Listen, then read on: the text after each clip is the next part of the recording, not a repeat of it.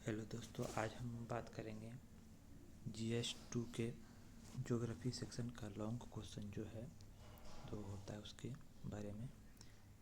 ये देखते हैं किस तरह से लिखा गया है। ये 5 का A नंबर क्वेश्चन लिखा गया है कि प्रायद्वीपीय भारत चट्टान और खनिज संसाधन में अधिक समृद्ध है। उनके भूवैज्ञानिक संरचनाओं और संबंधित खनन और उत्खनन गतिविधियों के संबंध में कथन पर चर्चा करें। इस क्वेश्चन के दो भाग दिख रहे हैं। पहला ये है कि प्रायद्वीपीय भारत जो है, दक्षिण का भारत जो है चट्टान, वो खनिज संसाधनों में अधिक समृद्ध है। ये दिखाना है कि कौन सा खनिज संसाधनों में अधिक समृद्ध है और वो कौन सा क्षेत्र है। ठीक है। और इसके अलावा दूसरा पार्ट है कि उनके भूवैज्ञानिक संरचनाओं जो है, भूवैज्ञानिक संरचना और संबंधित खनन और उत्खनन गतिविधि, किस तरह से उसको खनन करके निकाला जाता है, इसके बारे में चर्चा करते हैं। तो आइए देखते हैं किस तरह से लिखा गया है। पहले इंट्रो में है, भारत एक विविधतापूर्ण देश के साथ साथ खनिजों से परिपूर्ण देश माना जाता है। भारत के अधिकतर खनिज संसाधन क्षेत्र प्रायद्वीपीय चट्टान वाले क्षेत्र में स्थित है। इंट्रो है और इसमें ये लिखा है, हालांकि ये नहीं लिखना चाहिए। तो आइए अब हम भारत के विभिन्न प्रायद्वीपीय चट्टानों वाले क्षेत्रों का वर्णन करें जहां खनिज संपूर्ण रूप से विद्यमान है। ये वाला नहीं लिखना था वैसे इसका कोई ये नहीं है, फिर भी आप यहाँ पे देखें कि इसमें किस तरह से फिगर बनाया है। लगभग आधा पेज में इंडिया का फिगर है और इसको ये दक्षिण वाला भारतीय वाला भाग में इधर बंगाल, उड़ीसा, आंध्र प्रदेश, तमिलनाडु, कर्नाटक, केरल और मुंबई और ये सब दर्शा दिया है। खनिज क्षेत्र है ना। आगे ए में लिखा है, छोटा नागपुर पठार पश्चिम बंगाल, बिहार और उड़ीसा के क्षेत्र में स्थित है। यह क्षेत्र कोयला, यूरेनियम तथा लोहा, अभ्रक, टीन आदि के लिए प्रसिद्ध है। ये पहला पार्ट लिखा है छोटा नागपुर पठार के बारे में। और यहाँ पे कुछ ये भी दर्शाया है, जादूगोड़ा यूरेनियम के लिए, टाटा नगर इस्पात, डालमिया नगर सीमेंट के लिए। इसके अलावा कोयला क्षेत्र के बारे में रानीगंज, झरिया, बोकारो। ये उदाहरण के लिए दिया है क्योंकि इसमें पेज ज़्यादा होता है तो इसको अलग अलग करके लिखा गया है। बी में दिया है, विंध्यन कर्म की चट्टानें। ये ठीक है। ये बिहार, छत्तीसगढ़ तथा मध्य प्रदेश आदि क्षेत्र में स्थित है। यहाँ पर चूना पत्थर, अभ्रक, टीन मुख्य खनिज है। इसके अलावा तीसरा जो लिखा है, तीसरा पॉइंट, वो है महादेव पहाड़ी। हालांकि इसको यहाँ पे विंध्यन कर्म के बाद एक उडप्पा कर्म होता है और एक होता है, इस तरह से 3-4 भाग उसको लिखना था लेकिन वो नहीं लिखा है। ये महादेव पहाड़ी के बारे में लिखा है। फिर भी देखते हैं। महादेव पहाड़ी ये मध्य प्रदेश, उड़ीसा, छत्तीसगढ़ आदि क्षेत्र में, यहाँ पर लोहा, स्टील, टीन के साथ साथ अभ्रक पाया जाता है। इसके अलावा ये वाला देखिए, इसमें पूर्वी घाट, इसके तहत यूरेनियम, लोहा, टीन, अभ्रक, स्टील, विभिन्न प्रकार के खनिज पाए जाते हैं। पूर्वी घाट के बारे में और है, ये तलचर उड़ीसा, कोयला पेट्रोलियम। तलचर जो उड़ीसा में, ये कोयला पेट्रोलियम के लिए। उसके बाद एक कदरेमुख खान लोहा और हीरा मांडी हीरे के लिए। ये उदाहरण दिया है। इसके अलावा देखें तो ये सेलम लॉयस्क के लिए कोयम्बटूर, विभिन्न प्रकार के कलपुर्जे कारखाना, छोटे छोटे सामान। इसके अलावा पश्चिमी घाट के बारे में, इसका विस्तार कर्नाटक, मुंबई, केरल, गोवा, गुजरात, मध्य प्रदेश आदि क्षेत्रों तक है। पश्चिमी घाट में ही आगे लिखा है। ये देखें, कदरेमुख लोहा के लिए प्रसिद्ध है कर्नाटक में, पन्ना हीरा के लिए प्रसिद्ध है मध्य प्रदेश में, जिंदगड़ा जो है स्टील तथा टीन के लिए मध्य प्रदेश में। ये कुछ प्रदेश का नाम लिख दिया है उदाहरण के रूप में। इस प्रकार हमने देखा कि भारत के प्रायद्वीपीय पठार विभिन्न खनिजों के लिए प्रसिद्ध है। अब हम विभिन्न प्रकार के खनन और उत्खनन विधि के बारे में जानते हैं। खनन और उत्खनन विधि में लिखा है एक सुरंग विधि, इसमें किसी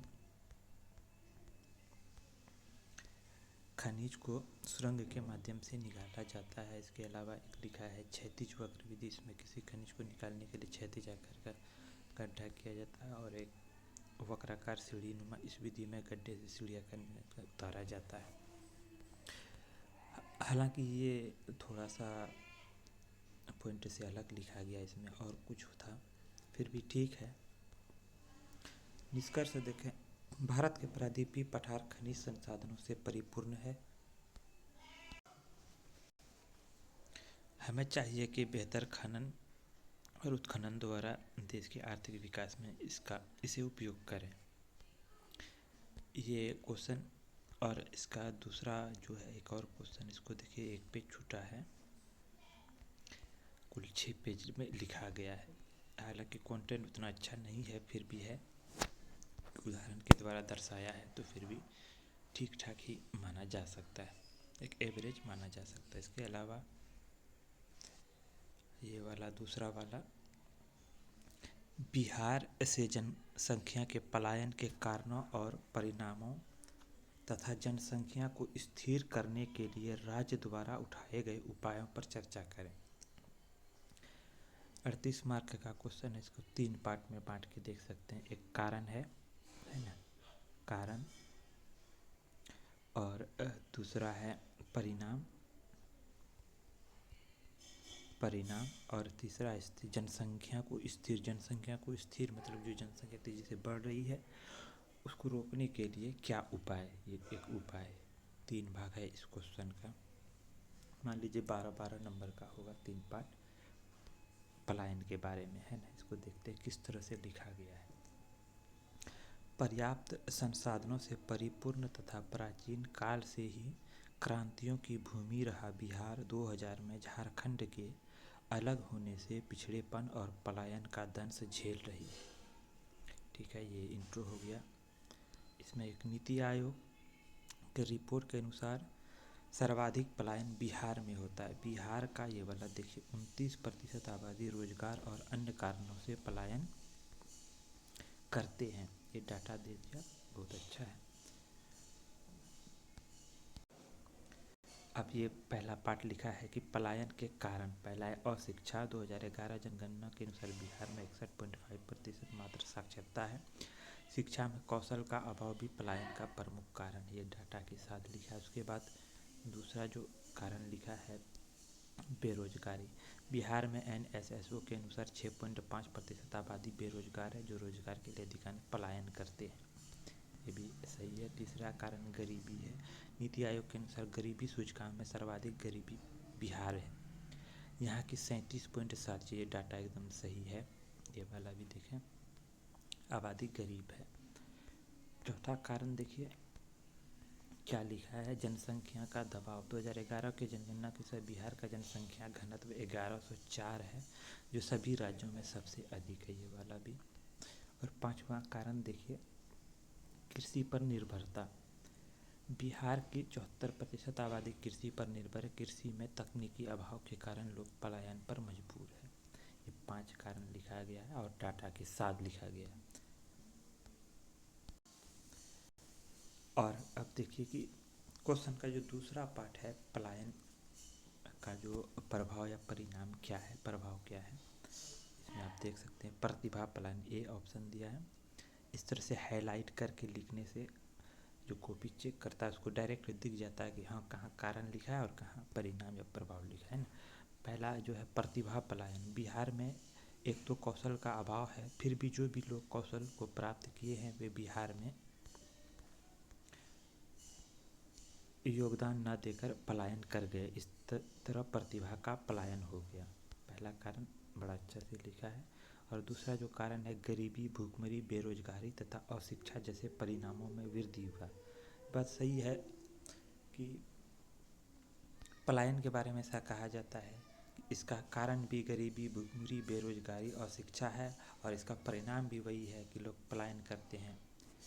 तो इन सब चीज़ों का दिक्कत सामना करना पड़ता है। एक और तीसरा परिणाम जो है, समावेशी विकास संभव नहीं। पलायन द्वारा लोग दूसरे राज्यों और देशों में मानव संसाधन उपलब्ध कराकर उन राज्यों की आर्थिक वृद्धि करते हैं, जिससे बिहार के समावेशी विकास में कमी आई है। ये वाला भी सही है।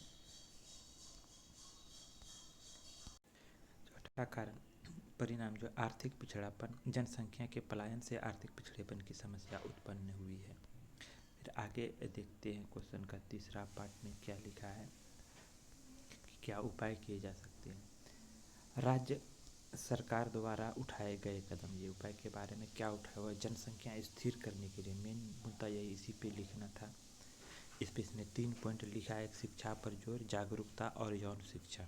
जनसंख्या स्थिर करने के लिए शिक्षा पर जोर, जागरूकता और यौन शिक्षा जरूर। इसके अलावा और कुछ पॉइंट है, जनसंख्या कानून हो, और इस तरह से और 1-2 पॉइंट इसमें लिखना चाहिए था, फिर भी ये अच्छा है। और कुछ चीज़ें थे, आर्थिक और कृषि का विकास, किसान सम्मान निधि, किसानों का अनुदान, सस्ते मूल्य पर बीज, 24 घंटे बिजली, किसान तकनीकी मिशन, पशुपालन पर प्रोत्साहन, ये सब के बारे में लिखा गया है। उसके अलावा शिक्षा के लिए बालक बालिका पोशाक योजना, छात्रवृत्ति, मिड डे मील, इस तरह से जो योजना चल रही है उसी के बारे में लिखा गया है। हालांकि इसको उपाय बताना था। रोजगार के लिए मुख्यमंत्री उद्यमी योजना, एमएसएमई को प्रोत्साहन, महिला उद्यमी योजना, निःशुल्क निबंधन। इस क्वेश्चन में एक चीज़ देखने को निष्कर्ष नहीं लिखा गया है, निष्कर्ष नहीं लिखा गया है।